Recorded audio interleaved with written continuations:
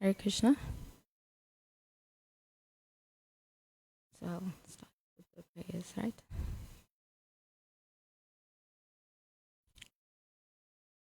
Jaya Rata Madhava Kunjabihari Gopi Janavalabha Girivaradari Jashodanandana Bhajanaranjana Yamunatiravanachari Jaya Tamadava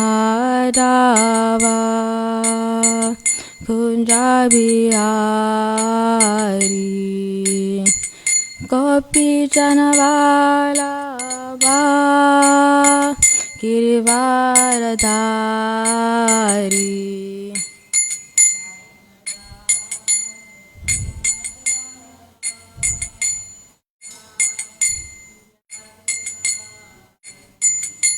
Jaya Rata Madhava Kunjabihari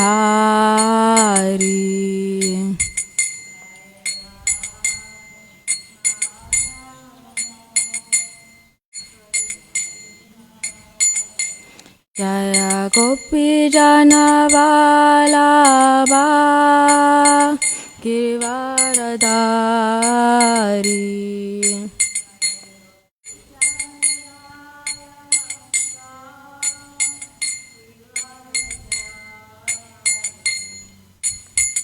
Yashodanandana Bhajanaranjana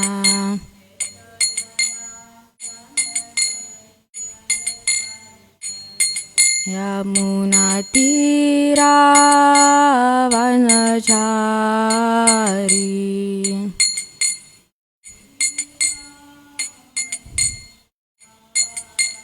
Jaya Rata Madhava Kunjabihari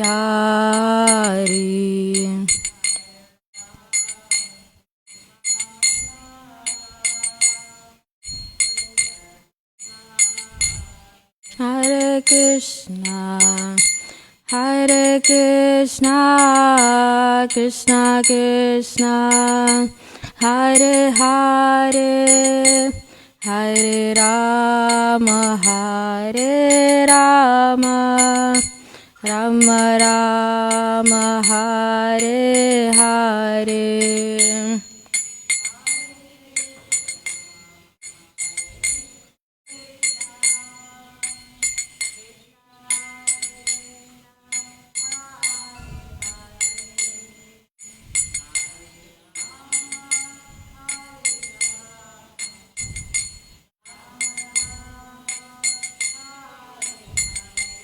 Hare Krishna, Hare Krishna, Krishna Krishna, Hare Hare, Hare Rama, Hare Rama, Rama Rama, Hare Hare.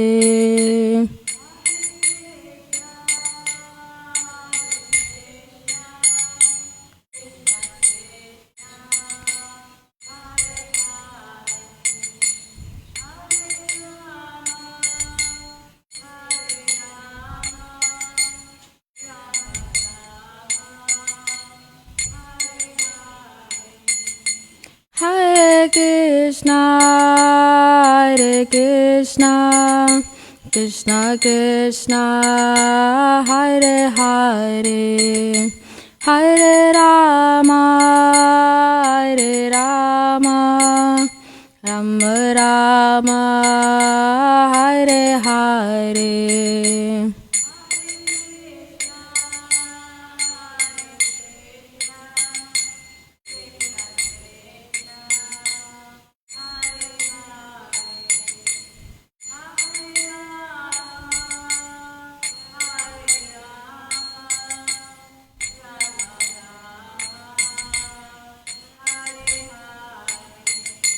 Jaya Radha Ratnata Radha Ratnata Radhe.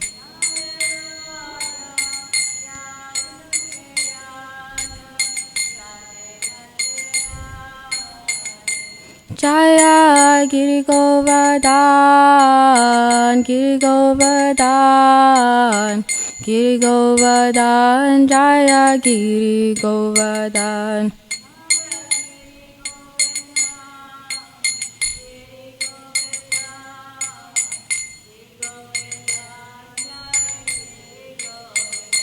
Jaya Jaya Prabhupada, Prabhupada, Prabhupada, Prabhupada.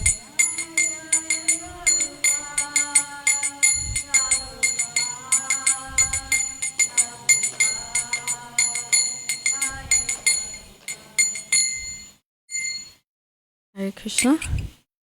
So I'll start with the prayers before we start with today's class. Om Jnana Timirandasya Jnananjana Shalakayo Chakshurun Militam Yena Tasmai Shri Gurave Namaha Shri Chaitanya Manobishtam Shtapitam Yena Bhutale Swayam Rupa Karamahyam Darati Swaparantikam Nama Om Vishnu Paraya Krishna Prishtaya Bhutale Shrimate Bhakti Vedanta Swaminiti Namine Namaste Saraswati Deve Gauravani Pracharine Nirvishesha Shunyavadi Pasacharya Shatarine. Hare Krishna, Krishna Krishna, Hare Hare, Hare Rama, Rama Rama, Hare Hare. Thank you. So we'll start with this evening's class. So we'll be reading from chapter 2, Krishna book. So last week we read from chapter 1. But before I start with reading this evening's chapter, I'll just give a summary and share my realizations of chapter 1. So last week we read about the advent of Lord Krishna. So before I actually go on, so I just wanted to stress the importance of actually reading this Krishna book. You know, it's important for us to read this book because it's all about Krishna and Radharani's pastimes, and not only that, it is also interdispersed with philosophy. Because if we were to read about Krishna and Radharani's pastimes without philosophy, then it will get to a point whereby we even forget that Krishna is God, and that Srimati Radharani is the pleasure potency, and then we'll just see them like an ordinary couple, boy or girl. So it's important. Even how Prabhupada presented this book is very interesting. And by reading this book, we can become attached. And with that mood, we can even extend it to other people, and they can also become attached to Krishna. So as I was reflecting about last week's chapter, I thought about two texts from Srimad Bhagavatam and Bhagavad Gita. So from Srimad Bhagavatam, it was Canto 1, Chapter 13, Text 49. So I'll just read the Sanskrit and then share my realizations from there. So the Sanskrit is Soyam Adya Maharaja Bhagavan Bhuta Bhavanaha Kalarupo Vatir Noshyam Abhavaya Shura Advisham. And the translation for the Sanskrit text is that the Supreme Personality of Godhead, Lord Shri Krishna, in the guise of all devouring time, Kala Rupaha, has now descended on earth to eliminate the envious from the world. And then from Bhagavad Gita, it was text 4.8. And then it was saying, Paritranaya sadunam vinashaya chaduskritam dharma samstapa nathaya sambhavami yuge yuge. So I'll go repeat these texts every now and again. So the context of chapter 1 is Krishna descending on earth to eliminate the demons and to reduce the burden on Bhumi Devi, Mother Earth. So a couple of weeks ago, Ramanuja Prabhu gave a class and he was talking about Kubja. Kubja was a hunchbacked lady and she represented Bhumi Devi. And even in chapter 1, she went to Lord Brahma to ask Lord Brahma to, help her. So she went there in the form of a cow to ask Lord Brahma to help her to reduce the burden, and Lord Brahma and Lord Vishnu and everyone else, they did what she wanted, and Krishna was like, it's fine, I'll come on earth. and help you out. So, and then in this text from Bhagavad Gita 4:8, Krishna was talking to Arjuna, and he was telling him that he will appear on earth, and he also said that he appears every yuga, every millennium. So it's not like it's the first time that Krishna was going to be appearing on this earth, right? So, and then it made me think that from this text 4:8, that Krishna will be coming on earth, right, to eliminate the demons. But if you think about it, Krishna, he could have just sat there in Vaikuntha and, just sent hurricane or whatever, but he chose to come and kill the demons himself. So not only did he want to kill the demons, he also wanted to engage them in his service. For instance, we get Putana. Putana came and she wanted to kill Krishna. She smeared poison on her breast and she offered it to Krishna. But Krishna, because his heart is sweet and he is very merciful, he engaged Putana in her service and she became Krishna's eternal nurse in the spiritual world. And so, sorry. And then there's 3 points that I got from this chapter, Krishna's advent on earth. Krishna also wanted to pacify the sadhus, from being in separation. And then, like I said, Krishna wanted to destroy the demons and uplift them and engage them in his service. And he also wanted to destroy their repeated birth and death. If you can relate this pastime to everyday situations, what do we get? We get young people, or in general, people want to give advice, and people, how do they take it? They don't take it in a nice way, and then they give poison in return. For instance, someone comes and they want to advise you, and then you give poison in the form of disrespect or whatever, or parents, they try to reprimand young people, but they do not want to listen. So the external reason as to why Krishna came, I think I've said this multiple of times. He comes to purify and engage the demons in his service, and he also comes to reinaugurate the religious principles.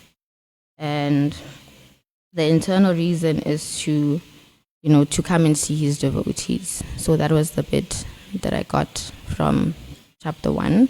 I hope I made sense. And so we'll read from chapter 2, and then I'll try to share my points after reading each paragraph. Chapter 2, Prayers by the Demigods for Lord Krishna in the Womb. King Kamsa not only occupied the kingdoms of the Yadu, Bhoja and Andaka dynasties, and the kingdom of Shurasena, but he also made alliances with all other demonic kings as follows: the demon Pralamba, demon Baka, demon Chanura, demon Tranavarta, demon Aghasura, demon Mustika, demon Arishta, demon Dvivida, demon Putana, demon Keshi, and demon Denuka. At that time, Jarasandha was the king of Magadha province, known at present as Bihar state. By this diplomatic policy, Kamsa consolidated the most powerful kingdom of this time under the protection of Jarasandha. He made further alliance with such kings as Banasura and Bhaumasura until he was the strongest. Then he began to behave most inimically towards the Yadu dynasty, into which Krishna was to take birth. Being harassed by Kamsa, the kings of the Yadu, Bhoja, and Andaka dynasties began to take shelter in different states, such as the state of the Kurus, the state of the Panchalas, and the state known as Kekaya, Salva, Vidarbha, Nisada, Videha, and Kosala. Kamsa broke the solidarity of the Yadu kingdom as well as the Bhoja and Andaka. He made his position the most solid within the vast tract of land known at that time as Bharatavarsa. When Kamsa was killing the 6 babies of Devaki and Vasudev, one after another, Many friends and relatives of Kamsa approached him and requested him to discontinue these heinous activities, but all of them became worshippers of Kamsa. When Devaki became pregnant for the 7th time, a plenary expansion of Krishna known as Ananta appeared within her womb. Devaki was overwhelmed with both jubilation and lamentation. She was joyful, for she could understand that Lord Vishnu had taken shelter within her womb. But at the same time, she was sorry that as soon as the child would come out, Kamsa would kill him. At that time, the Supreme Personality of Godhead, Krishna, being compassionate upon the Yadus, who were fearful due to the atrocities committed by Kamsa, ordered the appearance of Yogamaya, his internal potency. Krishna is the Lord of the universe, but he is especially the Lord of the Yadu dynasty. Yogamaya is the principal potency of the personality of Godhead. In the Vedas, it is stated that the Lord, the Supreme Personality of Godhead, has multiple potencies. Parasya Saktir Vividaiva Shriyate. All the different potencies are acting externally and internally, and Yogamaya is the chief of all potencies. The Lord ordered the appearance of Yogamaya in the land of Rajabhumi in Vrindavan, which is always decorated and full of beautiful cows. In Vrindavan, Rohini, one of the wives of Vasudev, was residing at the house of King Nanda and Queen Yashoda. Not only Rohini, but many others in the Yadu dynasties were scattered all over the country due to their fear of the atrocities of Kamsa. Some of them were even living in the caves of the mountains. So from these paragraphs, we can actually get like a slight clear picture of the kind of person Kamsa is. Kamsa, we get that he's not a nice person. For him to kill his nephews and nieces before he could even form a relationship with them, that is, I don't think that's a nice thing, because I don't think if someone was to do that to my kids, I'd be happy. That is not nice. The Lord thus informed Yogamaya, under the imprisonment of Kamsa are Devaki and Vasudev, and at the present moment, my plenary expansion Shesha is within the womb of Devaki. You can arrange the transfer of Shesha from the womb of Devaki to the womb of Rohini. After this arrangement, I am personally going to appear in the womb of Devaki with my full potencies. Then I shall appear as the son of Devaki and Vasudev, and you shall appear as the daughter of Nanda and Yashoda in Vrindavan. Since you will appear as my contemporary sister, and since you will quickly satisfy desires for sense gratification, people within the world will worship you with all kinds of valuable presentations, incense, candles, flowers, and offerings of sacrifice. People who are materialistic perfection will worship you under the different forms of your expansions, which will be named Durga, Bhadrakali, Vijaya, Vaishnavi, Kumuda, Chandika, Krishna, Madhavi, Kanyaka, Maya, Narayani, Ishani, Sarada, and Ambika.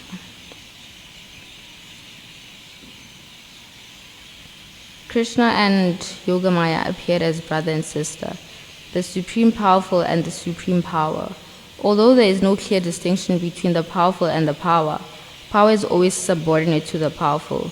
Those who are materialistic are worshippers of the power, but those who are transcendentalists are worshippers of the powerful. Krishna is the Supreme Powerful, and Durga is the Supreme Power within the material world. Actually, people in the Vedic culture worship both the powerful and the power. There are many hundreds and thousands of temples of Vishnu and Devi, and sometimes they are worshipped simultaneously. The worship of the power Durga, or the external energy of Krishna, may achieve all kinds of material success very easily, but anyone who wants to be elevated transcendentally must engage in worshipping the powerful in Krishna consciousness. So this reminds me of a class that Radhika Jivan Prabhu gave a while ago, and then we were discussing the worship of Ganesh, Ganapati. And then Prabhupada, well, even Gangamata asked the question.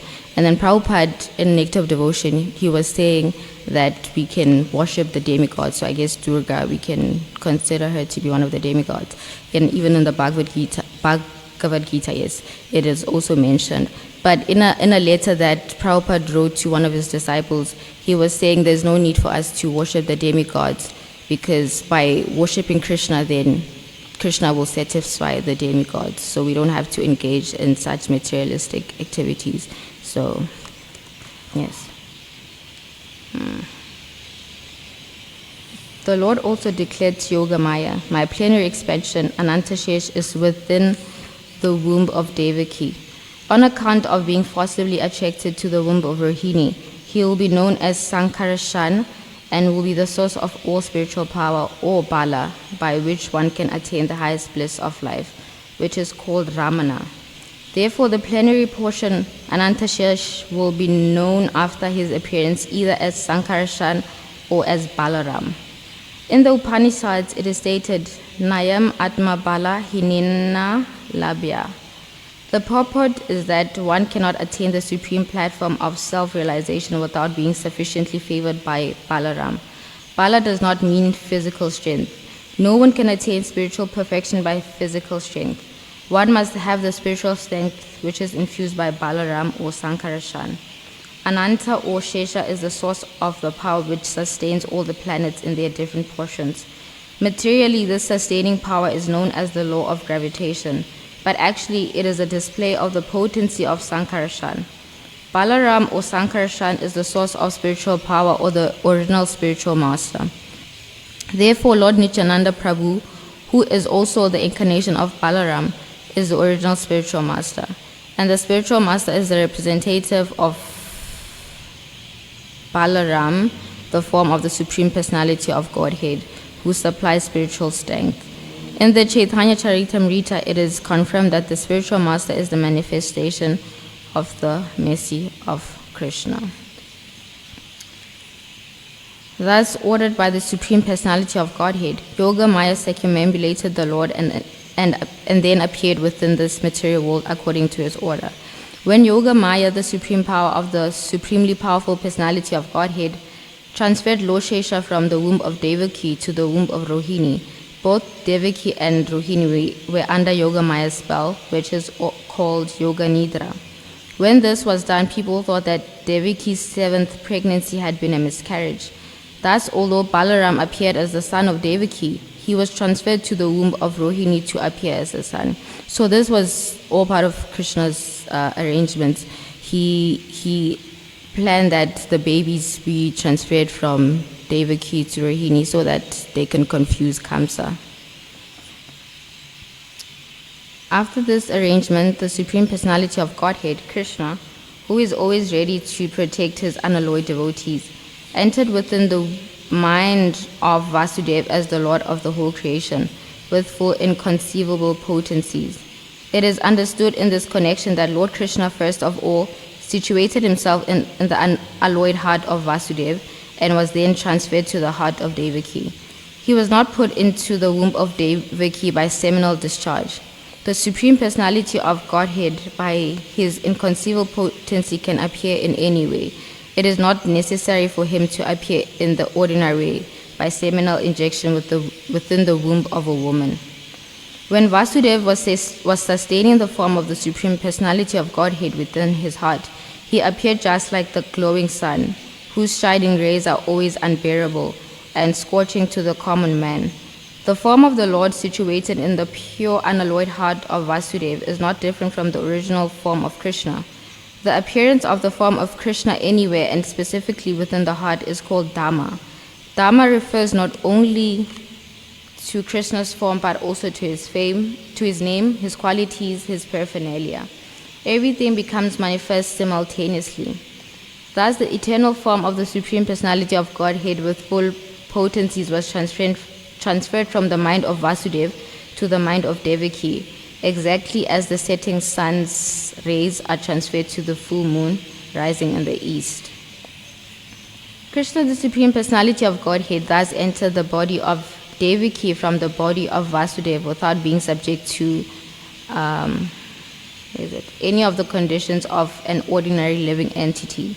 Since Krishna was there, it is to be understood that all his plenary expansions, such as Narayan and incarnations like Lord Nrsimha and Varaha, were with him, and they also were not subject to the conditions of material existence. In this way, Devaki became the residence of the Supreme Personality of Godhead, who is one without a second and the cause of all creation. So I'm not sure, I might be wrong, but I think Devaki, she was able to carry Krishna because Krishna, after he was born, he explained to Devaki and Vasudeva that the reason that they were the ones to be able to give birth to him was because Devaki wanted to give birth to Krishna or something. I think that was right. And then Krishna was then sent to Nanda Maharaja's house and Yashoda Rani's house so that he could be protected and he could perform his pastimes as a small boy. Krishna, the Supreme Personality of Godhead, thus entered the body of Devaki from the body of Vasudeva without being subject to any... Oh, okay, I think I read this part.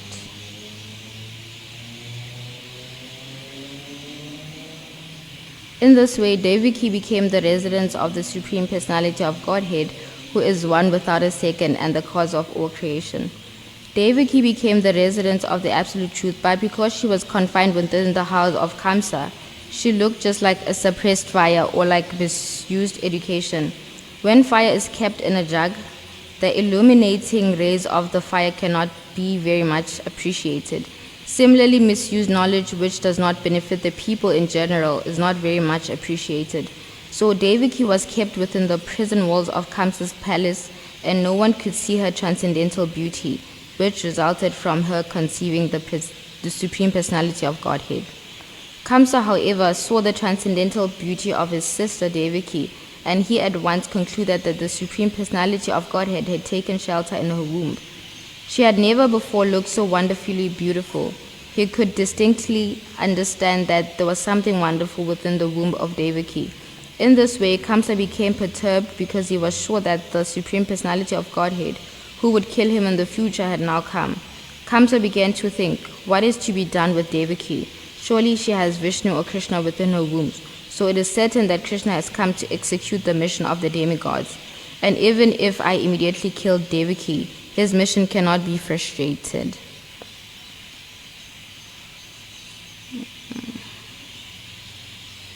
So at this point, we get Kamsa. He's now making all these arrangements with all the demons. So even in the chapters to come, he's making arrangements with demons, Putana, Tranavarta, and the others, so that they could try and kill Krishna. But many of you all have read this book surely so many times. You know that all the demons could not kill Krishna, and Krishna did eliminate the demons, and he engaged them in his service. So I think we are done. Hare Krishna. Thank you.